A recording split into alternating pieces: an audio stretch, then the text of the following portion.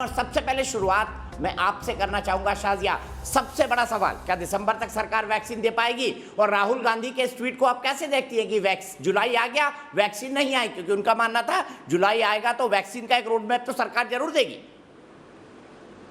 देखिए, राहुल जी की बात को हम लोग सीरियसली लेते भी क्यों हैं मुझे समझ में नहीं आता है।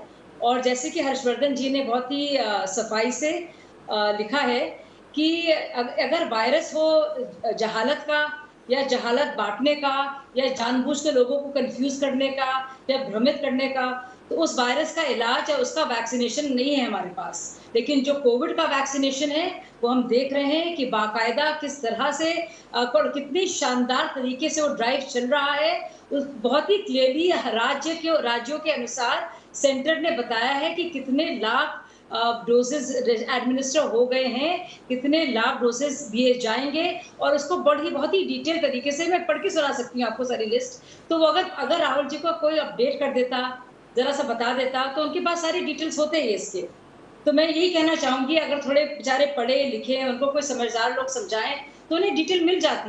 इस बेवकूफी भरे ट्वीट को उनको करना नहीं पड़ता, और अपने ही साथ गिरती है, अपने ही मजाक उड़वाते हैं। तो मुझे उनके लिए अफसोस होता है बहुत, और हमदर्दी भी होती है।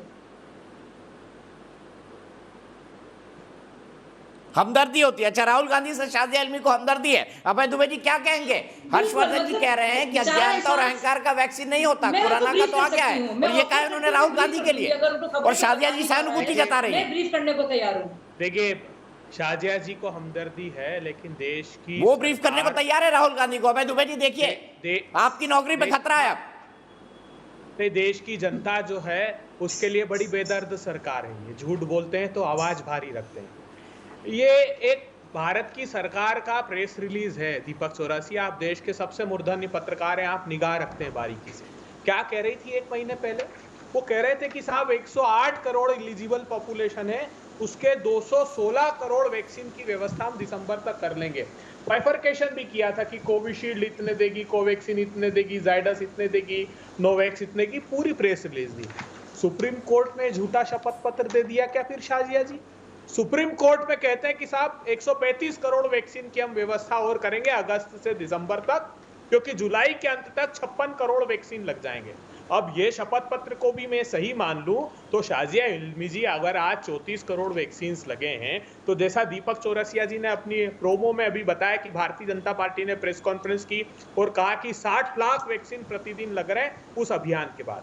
21 जून को 87,29,303 वैक्सीन लगे, 22 जून को वो सीधा आंकड़ा आ गया 29 लाख, 23 जून को 30,79,000, 24 जून को 30,80,000, 25 जून को 31,50,000, 26 जून को 32,17,000। ये मेरे नहीं है, ये गृह मंत्रालय के डेटा है जो मैं पढ़ रहा हूँ।